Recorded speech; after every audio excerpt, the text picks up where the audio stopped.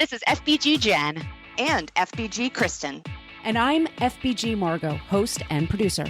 You're listening to the podcast that will help you keep a lid on the junk in the trunk and inspire you to live a happy and confident life. Each episode, we chat with motivational experts and celebs and share our own candid adventures in being healthy.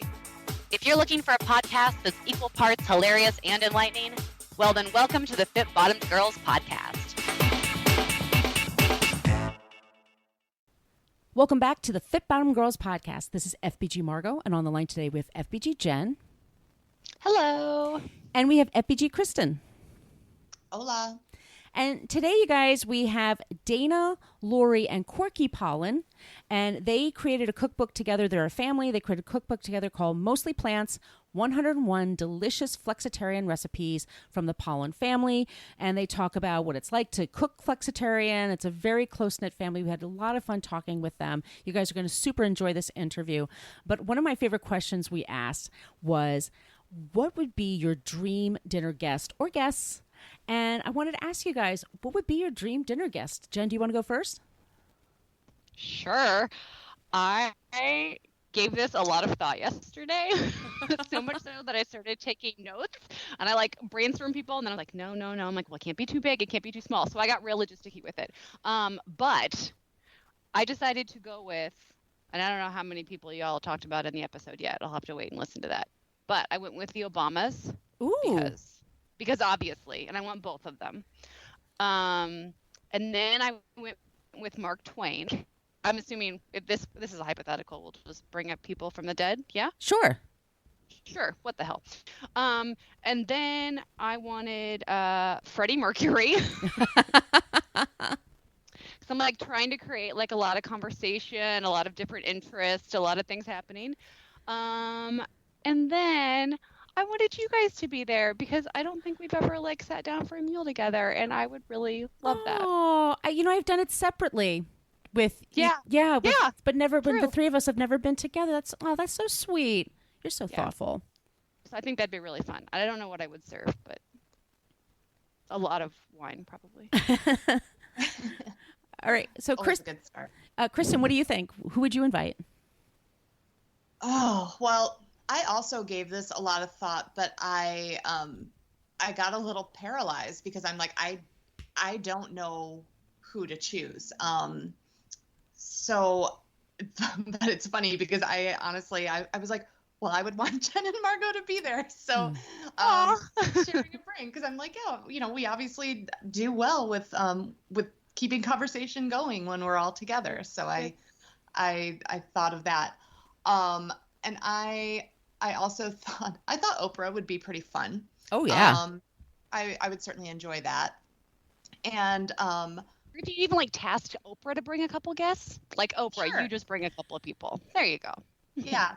And then Amy Cuddy, who is the psychologist, I think, who, how I'm all into power poses. She's the one who did the TED Talk on that. Mm-hmm. And I mean, I had a few others who I think would be really interesting, but I don't know. I was also looking through our list of previous guests, and I'm like, well, I could fill a table with people we've interviewed who I think would be really fascinating to have at the table together. So this question was just too hard for me. That's okay. I feel like I'm wimping out, but I'm I either have a list of 2 people or a list of 150.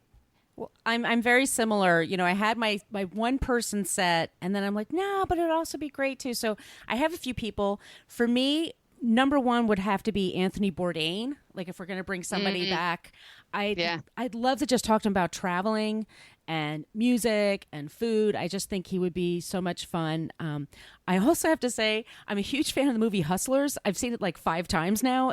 I'm totally into it. So I would want to bring J-Lo and A-Rod to the table. I want to know her workouts. I want to know what she does with her skin and her hair, because she always looks great. And A-Rod would be fun to just talk to. And then I'm a Beatles fan, so I would want John and George there. I said Carrie Fisher just because she's so hilarious and I love her books.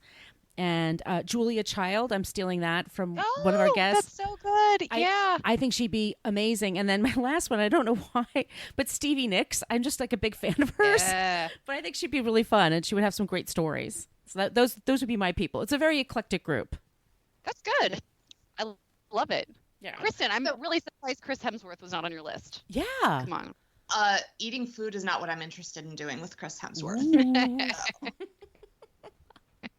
Oh, right.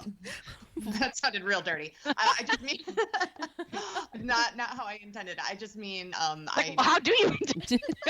I just meant that I would like to just have him to myself. That's also not helpful. To talk and do workouts, of course. Maybe sit right next to him, and at a dinner table, I'd be across the table. Wow, I'm actually blushing. Thanks for clearing that intention up. Send it to the universe. Well, we'll be invited. Oh, goodness. All right, you guys. Well, wherever you get your podcasts, be sure to subscribe to the show. That way you'll never miss an episode. If you do get it through Apple Podcasts, if you can leave us a review there, that would be amazing. We'll read it on the air, or just click the little stars button, 5 stars. That really helps us find more people to get the show. If you're interested in stickers, we have these adorable Fit Bottom Girls stickers. We can drop some in the mail for you. Just send us an email, podcast@fitbottomgirls.com. And guys, let's just go into our interview today with the Pollan family. Tracy, Dana, Lori, and Corky are the authors of the award-winning cookbook, The Pollan Family Table.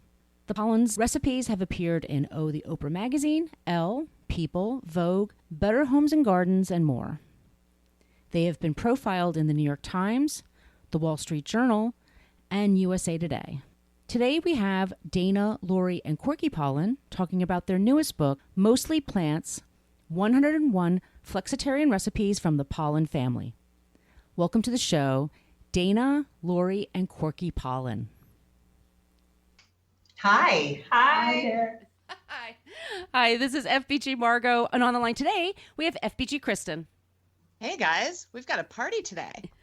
I'm going to ask the first question. Can one of you start by talking about the idea of your book, about not being anti-meat, but more about being pro-veggies, and why we need more vegetables in our diets?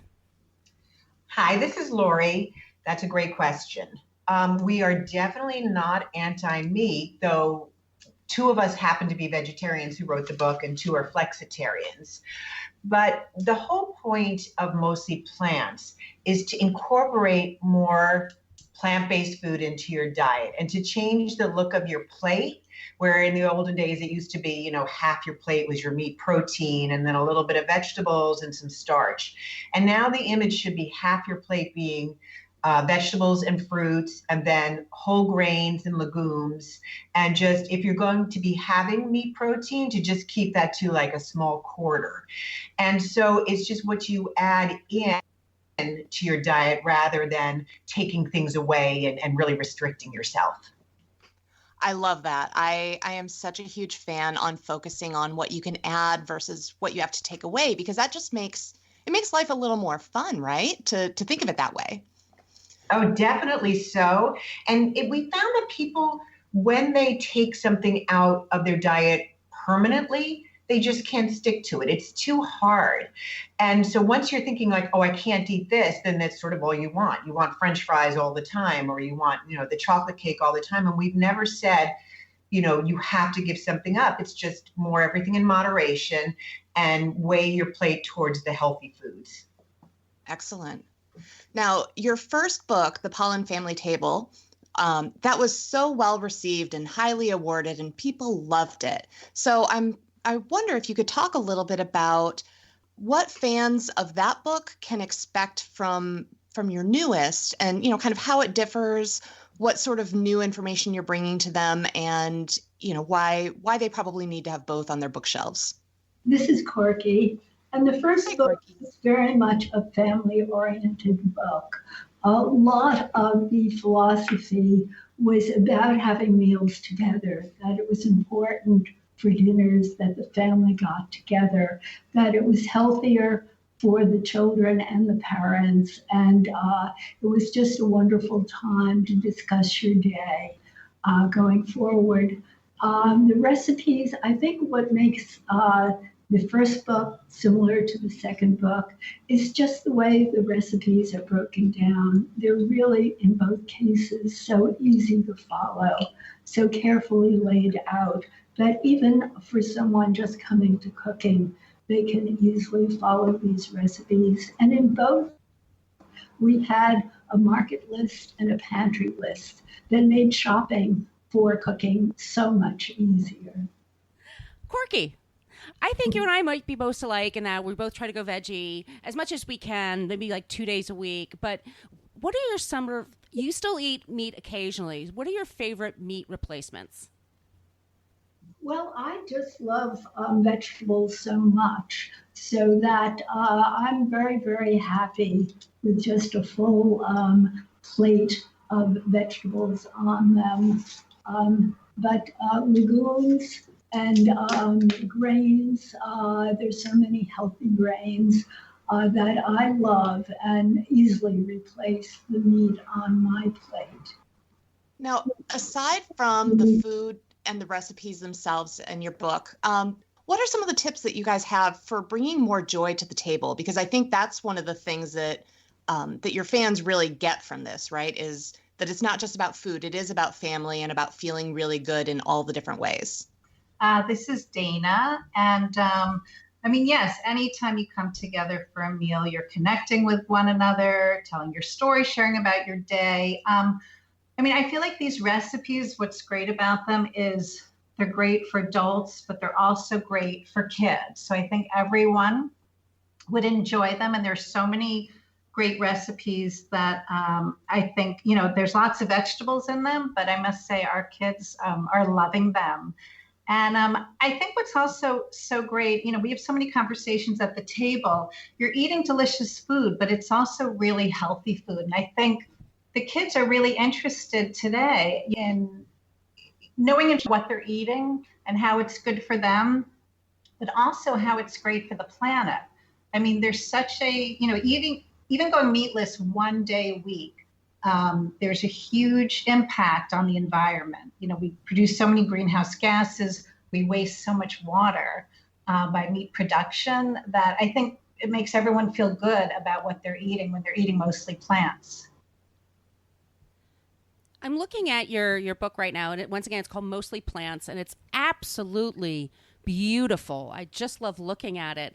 Thank you. So how did you go about picking the recipes for the book, and how do you decide amongst yourselves how this works out? This is Lori. We have a very interesting process that we use with the first book too.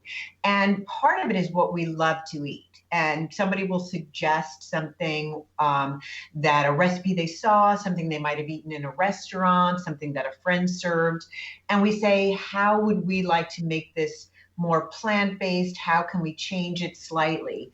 And so we would talk with each other and then usually break into twos. Some of the recipes we all did together or 3 people would do, but very often we break into twos and test out a recipe, and then 2 other people might try it. And our husbands would be our perfect guinea pigs and try the recipes. And they're all very positive people, so they always loved everything. And we're grateful. But so, you know, most of them we had really good success with. We had occasional fails, and we just didn't include those in the book. But for the most part, we thought of things and sort of brainstormed together things that we would like to see in the cookbook. So were there any recipes that maybe one of you loved but ended up getting cut for space that, you know, you just think, okay, well, maybe the next time we do this, we'll get that in there? Oh, this is Corky. Yeah, there were 2 in particular that just didn't make it. One was a chocho recipe that Lori and I remember loving so much when we were in Jamaica. So we thought we were going to make this, and it was a stuffed chocho that you add meat to. It was kind of a complicated recipe. And when we finished it, we realized it wasn't great and didn't have a wonderful taste at all. Or aroma. Aroma. Yes. Sorry, with the aroma. Yes. So we didn't include that. And then there was another one that we tried. Watercress is just so healthy, so we thought we would make a watercress soup. And no matter how many times we tried it and how we changed the recipe, it was just always ended up slightly watery. So we gave up on that. But we do have watercress in another of the recipes, and there it is very delicious. Well, what are some of your favorite go-to, easy to put together dinner recipes that are in the book? This is Dana. There's this great amped up vegetable nachos, which literally takes probably 35 minutes to put on the table. And this one is great. I mean, I feel like kids love it. Everyone loves this recipe. And what's nice, it's a healthy version of nachos. So it has lots of kale and beans and corn, topped with chunks of avocado. It's really tasty. There's also a linguine with lots of spinach and garlicky golden breadcrumbs. And that's another really quick, easy go-to recipe. Again, it takes about 30, 35 minutes. We were really cognizant of that when we were writing the book in terms of people don't have a ton of time in the kitchen, not always. So we definitely wanted to have a lot of recipes in there where you're not spending, a huge amount of time in the kitchen. Yeah, I saw that you guys have an emphasis on, you included some one pot and some sheet pan dinners. And I'm curious as to whether you have some tips for taking a beloved recipe and kind of tweaking that to be a little easier or a little faster, because I think that you've done a really nice job of that here. This is Lori. Yes, we do have some tips. I mean, today in the food stores, there's a lot of helpful ingredients. If you want, spiralized zucchini, you can buy it pre-made. You can buy chopped vegetables. In a flexitarian lifestyle and cooking, mostly plants recipes, because there are so many vegetables, that's the part that's a little bit time consuming, because you're having to slice and dice and cut more greens and maybe wash more greens. So if you can, buy them, pre-washed or pre-cut. That's a time saver. In terms of beans and legumes, which we love, we use them in our recipes so much. We use chickpeas all the time. You can buy organic, low salt or unsalted chickpeas, and that's a huge time saver. Same with other beans. This is Dana. I just want to chime in. Also, what you can do is, when you're cooking grains, say quinoa or farro, cook a double batch and keep it in the refrigerator. So then that part of your meal is already set, and then you just have to deal with your vegetables. Well, adding on to that, I love puns, and your book has a section called Sage Advice and Time-Tested Recipes. I thought that was really clever. Do you have more cooking hacks you can share with us, or kitchen skills that so we can learn some new tips and tricks? I think what I found so helpful in the book, there's ways of correcting errors when you're cooking. So you're making a soup or something and it turns out way too sweet. You can add an acid or a little bit of wine, which will take away some of the sweetness of what you've cooked. Also, there are times when you might make a gravy and it's a bit lumpy. And if you go push it through a strainer, you can get rid of the lumps. And I wanted to, this is Lori, one of our big tips that we had in the first book, the Pollan Family Table, which is my very favorite tip, is mise en place, which for me makes cooking such a breeze. I do all my peeling, slicing, measuring, and I have little bowls and measuring cups, and I prep all the vegetables, and then following a recipe, it's like add the garlic, add the onions, and you're just throwing things in and stirring, and it just makes everything so quick, and you tend to make less mistakes. The recipes are a big success because you're not like, oh my God, I forgot to do this, let me quickly do it. Everything's all set for you.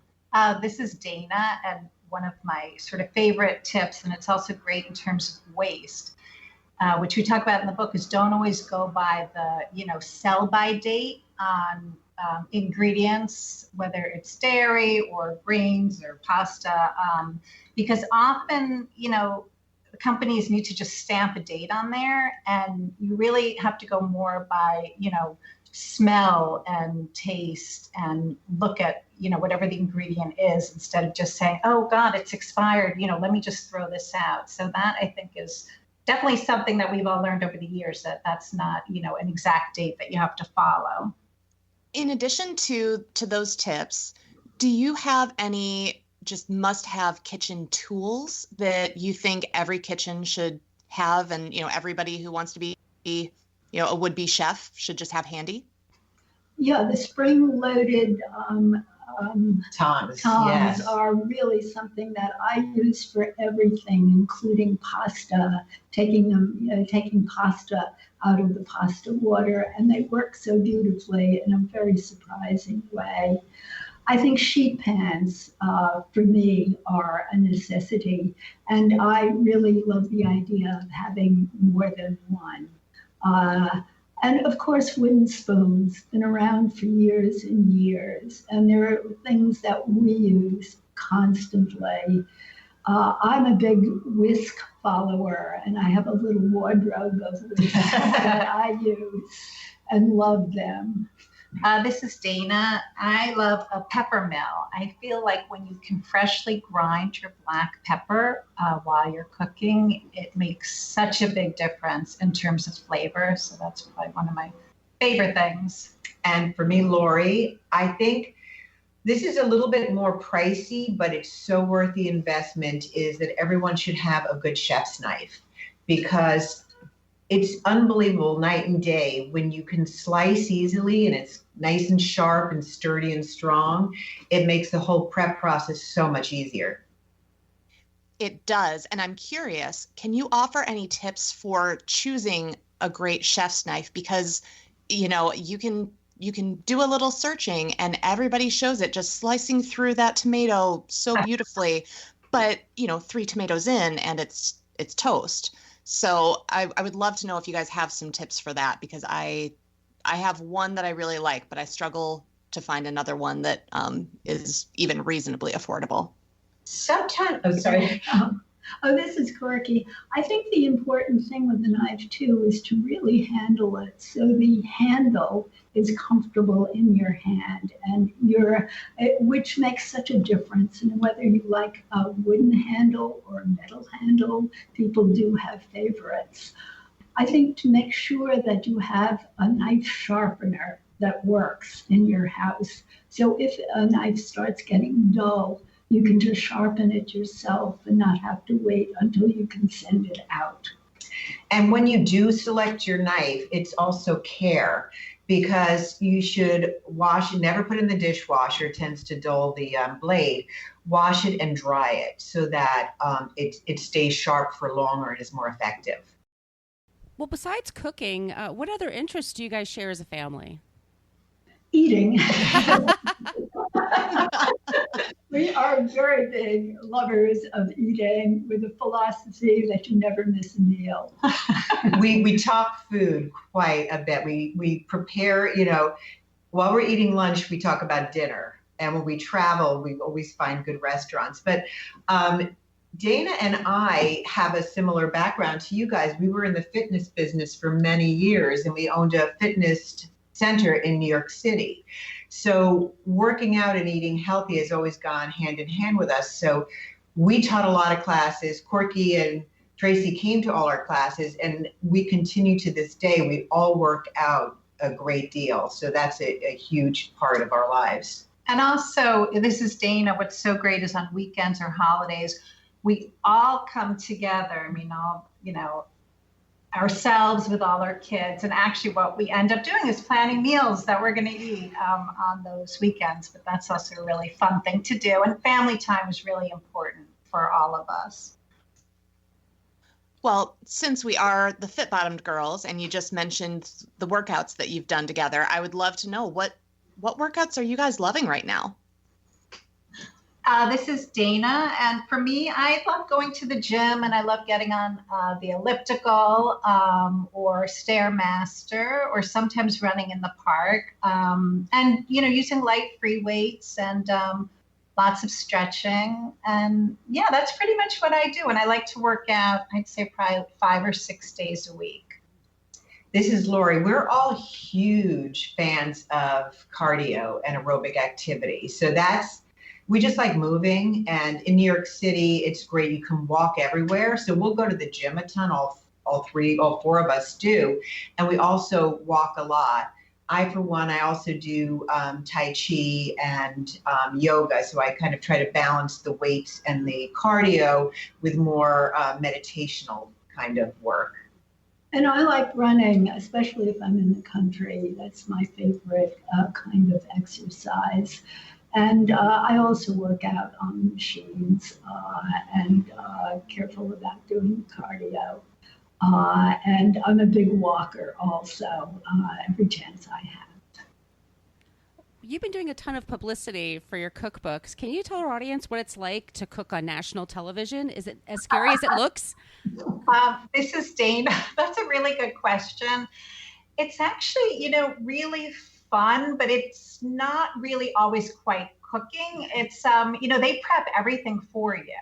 So to us, it's like an easy day in the kitchen. So everything's right there. We don't have to cut. We don't have to chop. And it's sort of like partial cooking because they'll, have the camera on you while you're doing one thing, and then all of a sudden you're at the finished dish. But it's a lot of fun. We like that a lot. So Corky, and this is Lori, Corky and I had one big fail from the last cookbook, which was scarring. We were cooking live, and we were used to perhaps larger shows. This was a small local TV show, and so they didn't have the same prep that we were used to. And basically, they wanted us to cook from the beginning. As Dana said, usually there's different stages, and you just turn on the blender, then you go to this thing and that. This was everything from the beginning. So Corky threw all the ingredients into the blender. I think we were making a cake, pressed on, the lid wasn't secure, the flour, whatever, went all over the place, and we were on live TV. Oh my gosh. They'll never forget. Yes, that has scarred us. Oh gosh, sorry. I'm like sweating thinking about that. Oh my gosh. It was a comedy hour, and it wasn't supposed to It was be. like slapstick. I Love Lucy, and we were sweating. Yes. Oh, that's great. What's next for all of you? You've finished this, you're doing the publicity for, I'm sure for a while yet. Are you already thinking about the next book, or are you going to just sort of ride with this for a little while?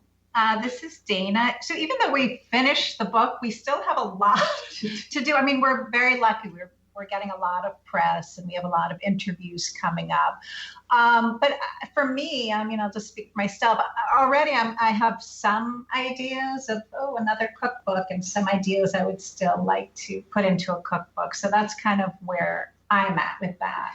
And this is Lori. I want to add to that also is that, part of this is that we really believe in the message so wholeheartedly that people should eat mostly plants. And I think it solves so many questions and problems that people have. It's really great for your health in terms of cancer and heart disease and diabetes. It's really great for your metabolism, and if you want to lose a little weight, it's really great eating mostly plants for your memory, for dementia, anxiety, depression. So I think we all feel we have this really strong message that we would like to get out in the world more, because people are searching for the right way to eat, and it's so simple.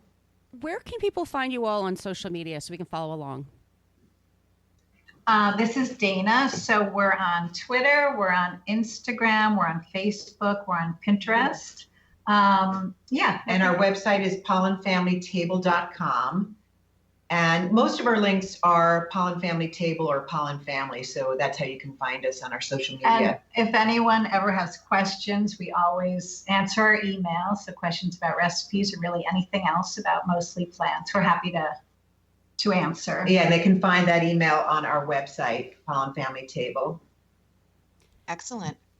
And I'm curious, this is just sort of a hypothetical question, but if you each got to bring one dream guest to the dinner table to join a family dinner with all of you, who would you choose? Ooh. That's such a good question. And Nobody's asked that. I wish we had like a day to answer it. I know. I'm sorry. I should have prepped you. Oh, Corky. It would be Julia Childs. She really influenced my cooking so much, and I loved watching her on TV. And she had such a sense of humor, and really made such a difference, I think, in the cooking world with her first book.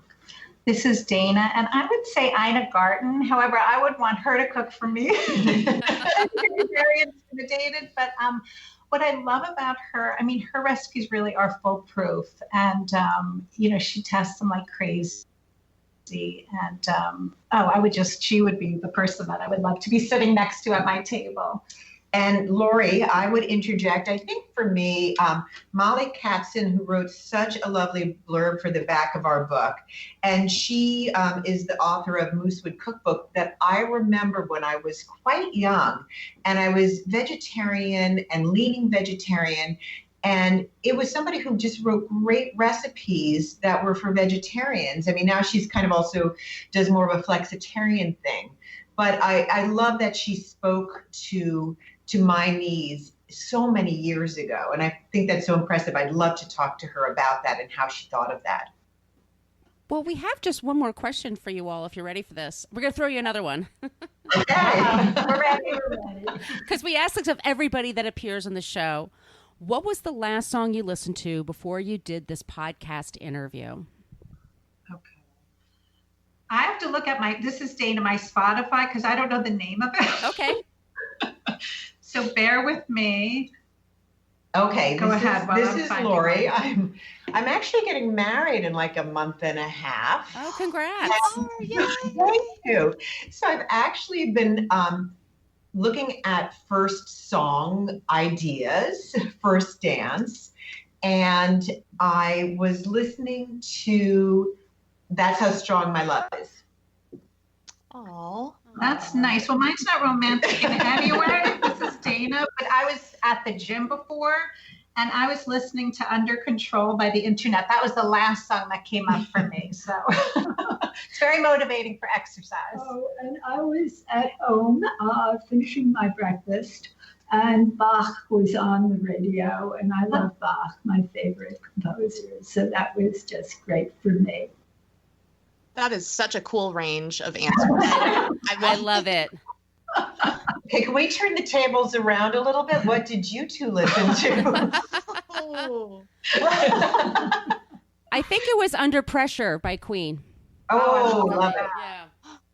And I was listening to Soulmate by Lizzo, who I talked about how much I love her music on here before. And as we're recording that, that song just dropped. So I'm very, very excited. I have to listen for that. Yeah, I actually, well, probably by the time this goes live, it will be on one of our FBG playlists, which you can find on Spotify or on our site, because she really does some really cool, just powerful, workout-friendly stuff. Oh, good. Well, thank you all so much for appearing on the show today. Thank you. So So much fun. Great questions. Love this show? Tell us why in a 5-star review on iTunes, and we'll read it on the air. Also, make sure you are a subscriber. If you want to reach out to say hi or have a question about a recent episode, yay, well, feel free to email us at podcast@fitbottomgirls.com. And if this podcast jives perfectly with your brand, consider sponsoring the show. Get more info by emailing advertising@fitbottomgirls.com. Find all kinds of Fit Bottom goodness online and on social media at Fit Bottom Girls, Fit Bottom Mamas, Fit Bottom Eats, and Fit Bottom Zen. And if books and movies are your thing, check out the other podcast I co-host called Book versus Movie, which you can find anywhere where you search for podcasts. Thanks for listening.